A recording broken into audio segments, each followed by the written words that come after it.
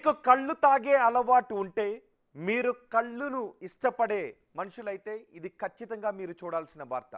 భాగ్యనగరం నడిబొడ్డున కళ్ళు కాంపౌండ్లు ఉన్నాయి. అందులో కల్తీ కళ్ళు తాగి నలుగురు మృతి చెందడం విషాదాన్ని నింపింది. ఇప్పుడే న్యూస్ కాస్త కలకలం రేపేది. నిజానికి ఇది ఒక షాకింగ్ న్యూస్ అనే చెప్పాలి. ఈ కల్తీ కళ్ళు తాగి వాంతులు విరేచనాలతో తీవ్ర ఇబ్బందులు పడ్డారు బాధితులు. వెంటనే ఆసుపత్రిలో చేర్చిన నలుగురి ప్రాణాలు దక్కలేదు.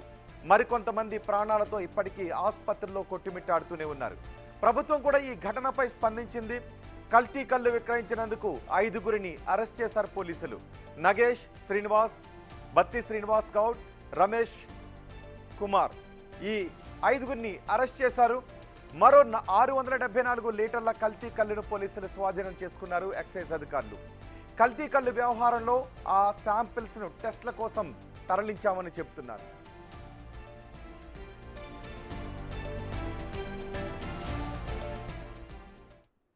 బాలానగరు పరిధిలోని శంషిగూడ, హైదర్ నగర్ అండ్ భాగ్యనగర్ ఈ 3 డిపోలలో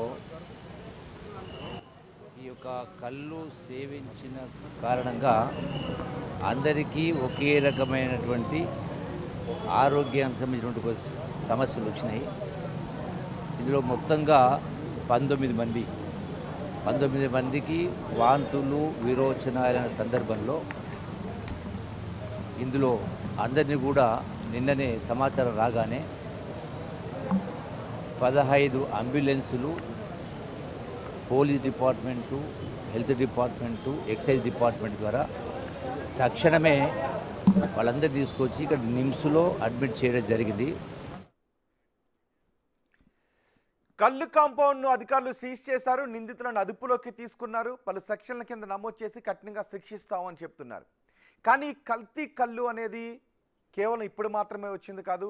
చాలా నెలలుగా ఈ కల్తీ కళ్ళు తయారు చేస్తూనే ఉన్నారు. పోలీసులు సరైన చర్యలు తీసుకోవడం లేదనే విమర్శలు కూడా ఉన్నాయి. ఇప్పుడు మరోసారి కల్తీ కళ్ళు బారిన పడి 4 చనిపోవడం విషాదాన్ని నింపింది. మా ప్రతినిధి సాగర్ ఉన్నారు పూర్తి సమాచారం అందించడానికి. సాగర్, ఈ కల్తీ కళ్ళు కాంపౌండ్లపై ఎటువంటి చర్యలు తీసుకోబోతున్నారు? అసలు ఎటువంటి పర్యవేక్షణ ఉంది కల్తీ కళ్ళు కాంపౌండ్లపై?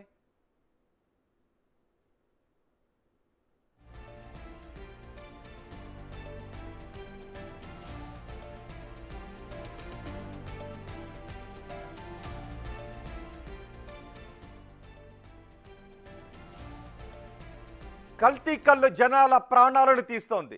నిజానికి కళ్ళును ఇష్టపడే వాళ్ళు ఎక్కువ మంది ఉంటారు. చెట్టు నుంచి నేరుగా వస్తుంది కాబట్టి స్వచ్ఛమైన కళ్ళు అని దాన్ని ఆసరాగా చేసుకుని కొంతమంది కల్తీ కళ్ళును తయారు చేస్తున్నారు. ఈ కల్తీ కళ్ళు ఎలా తయారు చేస్తున్నారు, ఎక్కడ తయారు చేస్తున్నారు అనే వివరాలను కూడా గతంలో బిగ్ టీవీ బయట కూడా పెట్టింది. ఇప్పుడు కల్తీ కళ్ళు బారిన పడి మరో 4 చనిపోయారు. ప్రభుత్వ అధికారులు చెప్తున్నారు కల్తీ కళ్ళు తయారు చేసే వాళ్ళపై కఠిన చర్యలు తీసుకుంటామని చెప్తున్నారు. ఇప్పటికే కొంతమందిని అదుపులో కూడా తీసుకున్నారు. మా ప్రతినిధి సాగర్ ఉన్నారు పూర్తి సమాచారం అందించడానికి. సాగర్, ఈ కల్తీ కళ్ళుకు సంబంధించి మీ దగ్గర ఉన్న సమాచారం ఏంటి?